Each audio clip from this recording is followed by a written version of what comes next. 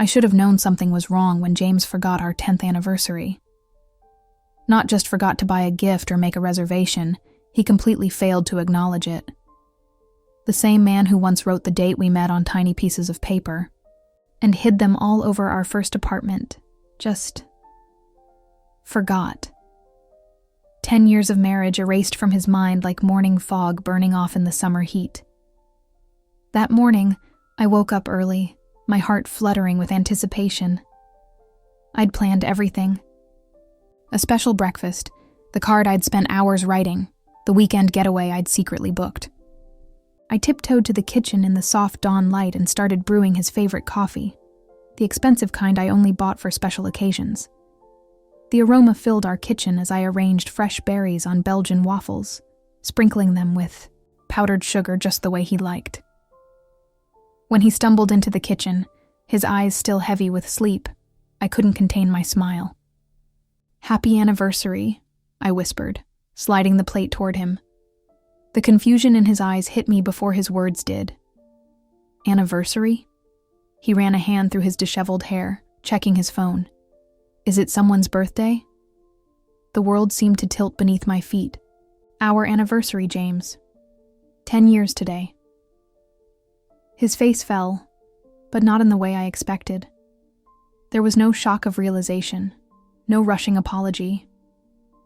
Instead, a flicker of annoyance crossed his features before he masked it with a hasty smile. "Of course. Happy anniversary, babe. I was just testing you." The lie hung between us, pathetic and transparent. In that moment, I saw through him in a way I never had before. His eyes didn't meet mine as he kissed my cheek and mumbled something about making it up to me. The coffee I'd so carefully prepared suddenly tasted bitter on my tongue. Throughout the day, the weight of his forgetfulness pressed against my chest. It wasn't about the date itself. It was about what it represented. People don't forget milestones that matter to them. I remembered how he never missed a fantasy football draft, how he could recite baseball statistics from decades ago, how he still celebrated the anniversary of getting his dog when he was 12.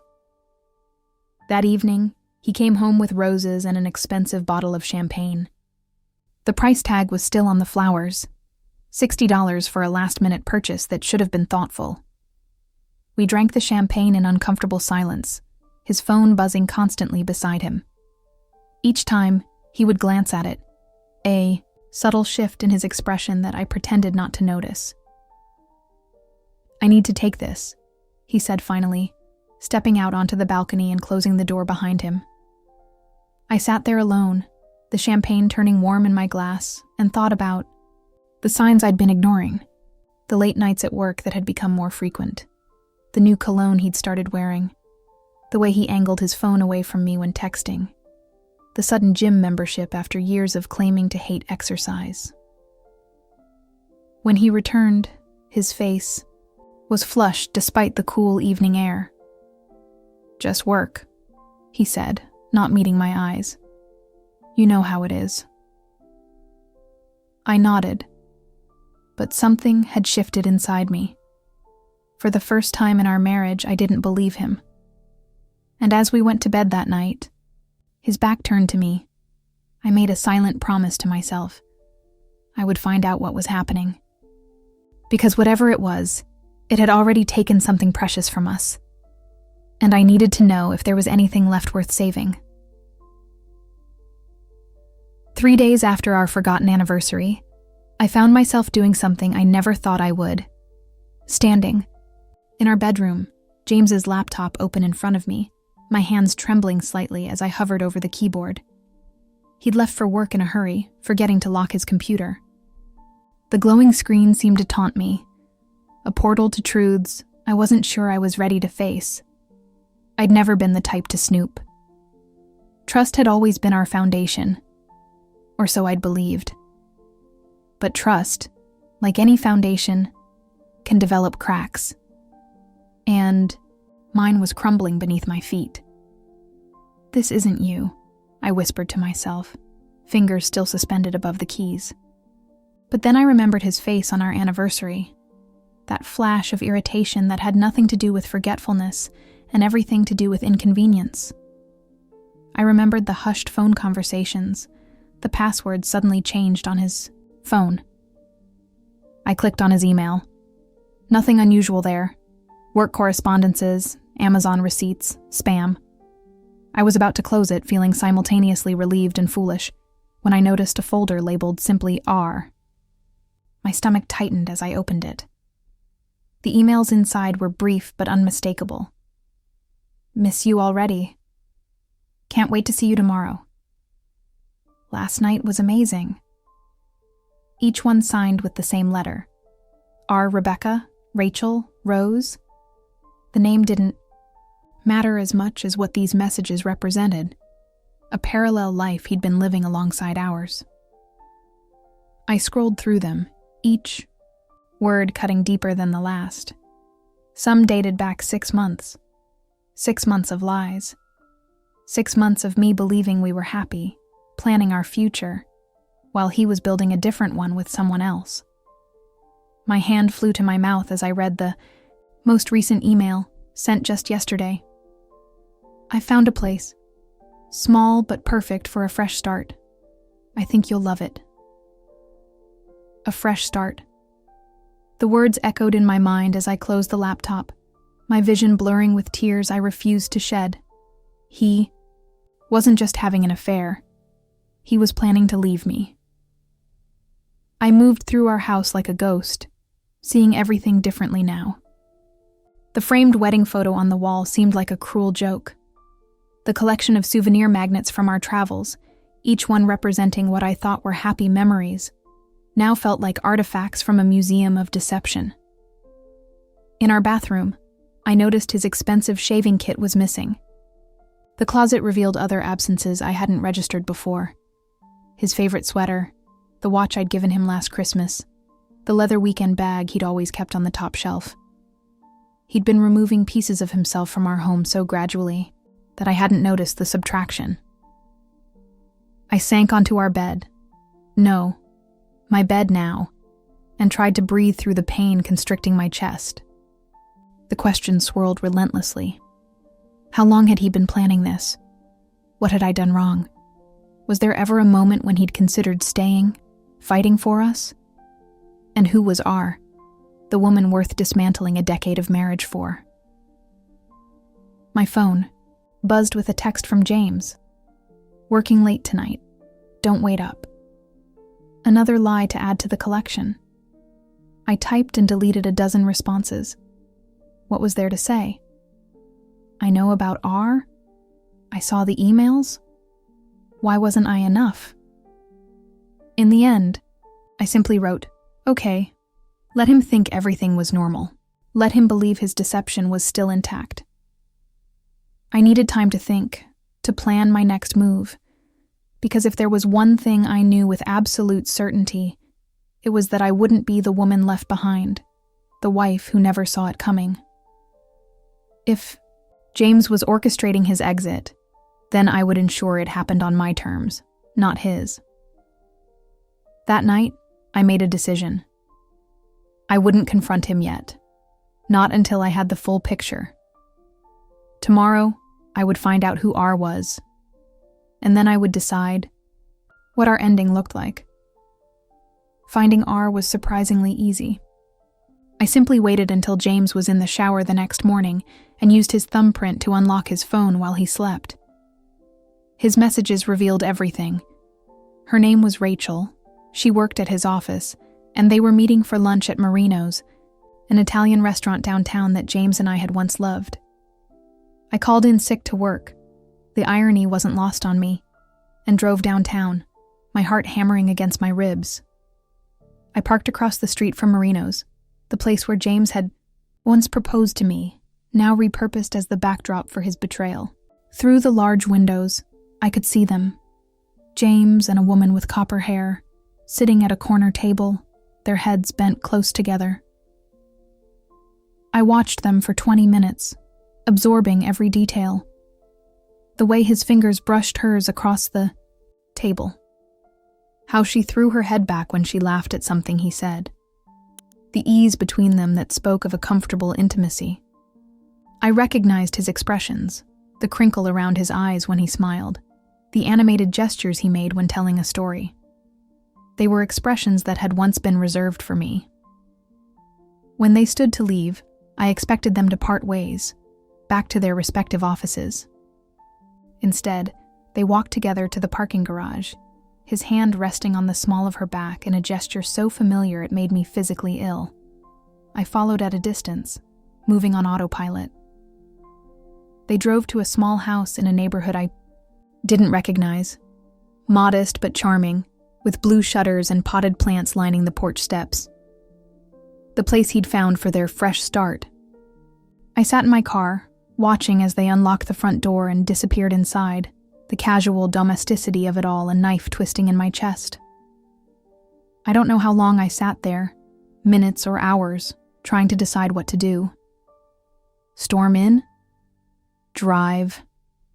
Away and pretend I'd never seen any of it? In the end, something quiet and determined rose within me. I stepped out of my car, walked up those porch steps, and knocked on the door. James opened it, his face transforming from confusion to shock to fear in the span of seconds. Behind him stood Rachel, her eyes widening as she registered who I was. "Sarah," he stammered. How did you find you?" My voice was steadier than I expected. It wasn't difficult.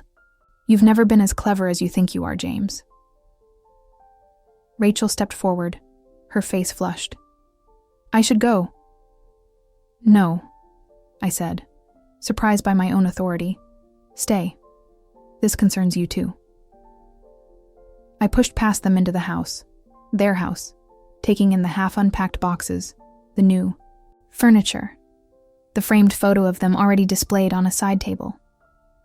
How long had they been planning this life together while I remained oblivious? "How could you?" I finally asked, turning to face them both.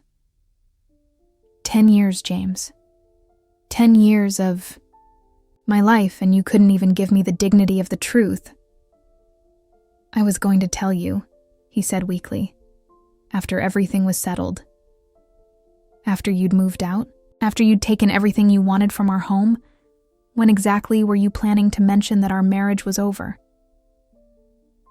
Rachel stood awkwardly to the side, looking like she wanted to disappear. Good. Let her witness this. Let her see what she was signing up for. A man who could discard a decade like it meant nothing. "I never meant to hurt you," James said, the platitude so predictable it almost made me laugh. "But you did plan to leave me," I countered.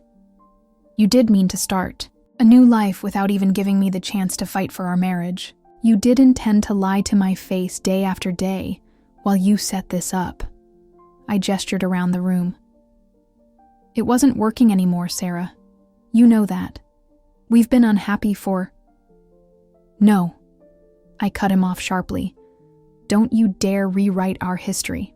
To justify this, I wasn't unhappy. I had no idea we were broken until you broke us." I turned to Rachel, who flinched under my gaze. "Did he tell you he was married? Or did he feed you the same lines all cheaters use, that we were separated, that it was complicated, that I somehow deserved this?" She looked away, which was answer enough. "Sarah, please." James reached for my arm, but I stepped back.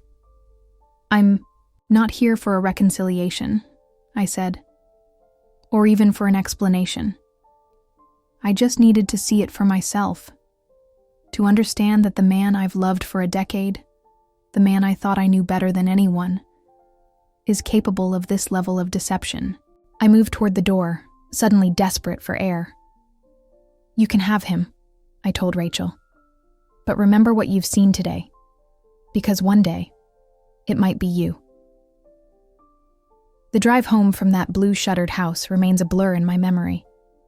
I remember stopping at a red light, watching a couple cross the street hand in hand, and feeling a strange disconnect, as if I were observing a species whose behaviors I could no longer comprehend. How did people trust each other enough to intertwine their lives? How had I been so blindly certain of mine? Our house, my house now, felt cavernous when I returned. I walked through each room, touching familiar objects that suddenly seemed to belong to someone else's life. The throw pillows James had complained about, the expensive coffee maker he'd insisted we needed, the wedding album I couldn't bring myself to open. That night, I slept in the guest room. I couldn't face our bed, couldn't lie in the space where we'd whispered dreams to each other, made love, planned futures that would never materialize. I curled up under unfamiliar sheets and waited for tears that refused to come. Instead, a strange hollowness filled me. Not quite pain, not quite numbness, but something in between. James didn't come home. No calls, no texts. Just silence that spoke volumes about the death of our marriage. I wondered if he was at that house with her, if they were celebrating their new beginning while I mourned an ending I hadn't chosen. The next morning, my phone lit up with his name. "I'm coming by to get some things," the message read. Not an apology, not an explanation, just a practical notification, as if we were nothing more than roommates dissolving a living arrangement. "I won't be here," I replied, though I had nowhere to go. I couldn't bear to watch him select which pieces of our shared life he wanted to keep, which memories were worth preserving. Let him come while I was gone, like the thief he'd become. I drove aimlessly that day, eventually finding myself at my sister Ellie's house an hour away. Her eyes widened when she opened the door to find me standing there, composed but clearly hollowed out. "He's been having an affair," I said simply. "He's leaving me." Ellie pulled me inside without a word, sat me at her kitchen table, and poured 2 glasses of wine despite the early hour. She didn't offer platitudes or indignation. She just let me talk. Let me unspool the story in fragments and circles until it lay between us like a broken thing. "You can stay here as long as you need," she said finally. "The guest room is yours." That night, in her spare bedroom, I cried, for the first time, deep, wrenching sobs that seemed to come from the marrow of my bones. I cried for the woman I'd been just days ago, so certain of her place in the world, so confident in her husband's love. I cried for the future we'd planned, the children we'd someday have, the retirement we'd spend traveling. I cried until exhaustion pulled me under, into a dreamless sleep. I stayed at Ellie's for a week, barely leaving the house, moving through days that blended together in a fog of grief.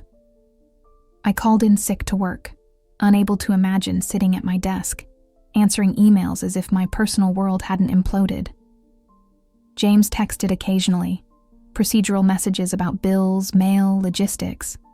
I answered with single words, unable to engage with the man who now felt like both a stranger and the person who knew me best in the world. When I finally returned home, I found subtle absences throughout the house. His favorite books missing from the shelves, the antique desk clock his father had given him gone from the mantel, half the closet emptied of his clothes. He'd been surgical in his extraction, removing himself from our shared space with precision. But he'd left things too. The wedding photo still hanging in the hallway, his side of the bathroom cabinet still filled with abandoned toiletries, a half-empty bottle of his cologne that wafted his scent whenever I walked past. These remnants felt more painful than the absences somehow, evidence that his departure had been too hasty to be complete, that parts of him lingered even as he built a new life elsewhere. I moved through the house with purpose that day, gathering these fragments of him into a cardboard box, his forgotten cufflinks, the monogrammed bathrobe hanging on the back of the bathroom door, the stack of sci-fi novels on his nightstand. I sealed the box and placed it in the garage, a clean excision that felt like the first step toward healing. 2 weeks after I'd boxed up the last of James's forgotten belongings, I received a call from our bank about an unusual pattern of withdrawals. The customer service representative spoke in the careful tones people reserve for potential victims, explaining that large sums had been moved from our joint account to a private one over the past 4 months. "I'm afraid I can't disclose the destination account," she said. "But I wanted to verify that these transfers were authorized." My mind raced back to the emails I'd found. 6 months of deception, 4 months of financial betrayal. The timeline suddenly crystallized. James had been planning his exit long before I'd noticed the first crack in our marriage. "No," I said, my voice steady despite the tremor in my hands. "Those transfers were not authorized by me." What followed was a crash course in financial infidelity. I spent hours on the phone, then days meeting with bank managers and lawyers. The money trail revealed a systematic dismantling of our shared resources. $42,000 moved in increments just small enough to avoid triggering alerts. Our vacation fund, part of my inheritance from my grandmother. Even the tax refund we'd planned to use for renovating the kitchen. When I confronted James via text, his response was infuriatingly calm. "I've only taken what's fair. Half of everything, Sarah. That's standard in a divorce." But his math was conveniently selective. He'd taken half of our liquid assets while leaving me with the mortgage, the car payments, the credit card debt we'd accumulated together. He'd taken his half before lawyers could ensure a truly equitable division, before I even knew our marriage was ending. The betrayal felt almost more intimate than the affair. Money tells stories about our values, our futures, our fears. In siphoning away our shared resources without my knowledge, James had not only stolen funds, he'd stolen my agency, my security, my trust in the systems we'd built together. My lawyer, a sharp-eyed woman named Diane, with a reputation for handling difficult divorces, didn't mince words. "This is calculated," she said, reviewing the financial documents spread across her desk. "And it's going to backfire on him spectacularly." I wanted to believe her, but the legal process seemed glacial compared to the urgent reality of bills, coming due, and a suddenly halved income. I started working longer hours, taking on freelance projects in the evenings. Sleep became a luxury I couldn't afford. The irony wasn't lost on me. While James settled into his new life, I was working myself to exhaustion to maintain the home he'd abandoned. Then came the credit card statement. Among the usual expenses were charges I didn't recognize. A weekend at a beachfront hotel 6 months ago when James had claimed to be at a business conference. Dinner at restaurants I'd never visited. A jewelry purchase from a boutique downtown, something he'd never given to me. Each receipt was a breadcrumb leading back through time, revealing that his affair with Rachel hadn't been a recent development, but a long-term deception running parallel to our marriage. I'd been faithfully playing my part in a relationship that had been compromised far longer than I'd realized. The paper trail continued to unravel when I found tax documents showing James had received a substantial bonus last year. Money he'd never mentioned, that had never appeared in our joint accounts. The magnitude of his duplicity expanded with each discovery. This wasn't just about falling out of love with me and into love with someone else. This was about sustained, deliberate choices to mislead, to hide, to betray on multiple levels. My sister found me one evening surrounded by financial statements, red-eyed but dry-faced. "This is destroying you," she said, gently taking the papers from my hands. "Let the lawyers handle it now." But there was something empowering about seeing the full picture, painful as it was. Each document I uncovered was another piece of truth, another step away from the gaslighting that had made me question my own perceptions. The man I'd loved had been methodically preparing to leave me while smiling across the dinner table each night. The receipts didn't lie, even when he had. I gathered everything into a folder for Diane. "He thinks he's been clever," I told her, sliding the documents across her desk. "He doesn't realize he's been writing his own confession." Spring arrived with a gentle insistence, coaxing green from the garden beds I'd neglected all winter. I stood at the kitchen window one morning, coffee in hand, and realized I couldn't remember the last time I'd cried over James. The raw wound of his betrayal had gradually scabbed over, leaving a tender but healing scar. The divorce proceedings trudged forward, accelerated by the evidence of financial misconduct I'd provided. James had grown increasingly desperate in his communications, veering between terse legal threats and maudlin appeals to our history. I responded only through my lawyer now, a boundary that preserved the fragile peace I'd cultivated. "The house is the sticking point," Diane informed me during our monthly update. "He wants to force a sale, take his half of the equity." The thought of losing my home, the one stable element in this storm, sent a pulse of panic through me. I'd painted these walls, planted those maple saplings in the backyard, meticulously selected each piece of furniture to create a haven. "What are our options?" I asked, bracing myself for bad news. "You could buy him out," she suggested. "Take a loan for his portion of the equity. It would mean a larger mortgage, but the house would be entirely yours." That evening, I walked through each room, mentally calculating its worth. Not in dollars, but in potential. The dining room, where I'd hosted only a handful of dinner parties, could become a proper home office for my growing freelance business. The spare bedroom James had used for his gaming setup could transform into the art studio I'd always wanted. The master bathroom with its oversized tub could be my sanctuary, filled with candles and bath oils, and absolutely no memories of him. For the first time, I allowed myself to imagine a future shaped entirely by my own desires. Not our compromises, not his preferences, mine alone. The prospect was simultaneously terrifying and exhilarating. I called my sister the next morning. "I'm keeping the house," I told her. "I'm rebuilding my life right where he tried to dismantle it." "Are you sure?" Ellie's concern was evident. "That's a big financial commitment, and there are so many memories there."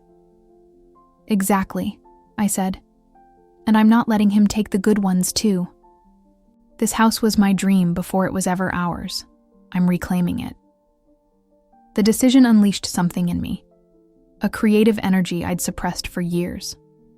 I started small, replacing the bedroom furniture we'd chosen together with a platform bed and minimalist dresser that suited my taste. I painted the living room a soft sage green that James had vetoed years ago. I rearranged bookshelves, hung new artwork, placed plants in corners that had previously housed his collections. With each change, the house felt less like a museum of a failed marriage and more like the beginning of something authentic. I wasn't erasing James. I was simply making space for myself to expand into the areas he'd once occupied. My professional life underwent a similar transformation. The long hours I'd initially worked out of financial necessity had unexpectedly opened new opportunities. A client, impressed with my dedication, offered me a position with their creative team, a role that aligned perfectly with my long-dormant ambitions. "You seem different," my new boss commented after my first month. "More confident than when we first met." I considered this as I walked home that evening, the spring air soft against my skin. She was right. Somewhere in the process of having my world dismantled, I'd discovered a strength I hadn't known existed. The woman who had stood frozen in her kitchen, staring at a forgotten anniversary breakfast, seemed like a distant relative now, someone I regarded with compassion but no longer fully recognized. That night, I received a text from a number I didn't immediately recognize. "I heard about your promotion. Congratulations. You deserve it." It was Rachel, of all people. My first instinct was anger. How dare she intrude on my life after everything? But as I stared at the message, a strange sense of closure washed over me. I didn't respond. I didn't need to. Whatever drama was unfolding in her life with James was no longer my concern. My story had diverged from theirs, taking an unexpected but increasingly satisfying direction. Later, as I sat on my newly built patio watching fireflies illuminate the dusk, I realized that the foundation I was creating wasn't just about new furniture, or fresh paint, or career advancement. It was about trusting myself. Again, trusting my instincts, my judgment, my capacity to build something solid and beautiful from the rubble of betrayal.